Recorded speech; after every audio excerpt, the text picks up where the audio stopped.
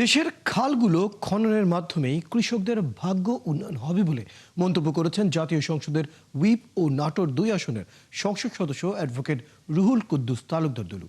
শনিবার দুপুরে নাটোর সদরের হালসা হেলেঞ্চাক খাল পুনর্খনন ও ভাদুরী জামিনী খাল খনন উদ্বোধন করে তিনি এসব কথা বলেন। এ সময় দুলু বলেন, প্রধানমন্ত্রী তারেক রহমান খাল খননকে অত্যন্ত গুরুত্ব দিচ্ছেন। দেশের কৃষক বাঁচলেই দেশ বাঁচবে, তাই খরার সময় হাহাকার থেকে মুক্তি পেতে খাল খনন শুরু হয়েছে। খরার সময় পর্যাপ্ত পানি রিজার্ভ থাকলেই কৃষকের ভাগ্য পরিবর্তন হবে বলে মন্তব্য করেন তিনি। এ সময় মাত্র একটা ফসল হতো, শহীদ প্রেসিডেন্ট জিয়াউর রহমানের অবদানে ৩টা ফসল উৎপাদন শুরু হয়েছিল এ দেশে। সেই ধারা অব্যাহত রাখা হবে বলেও আশা প্রকাশ করেন তিনি।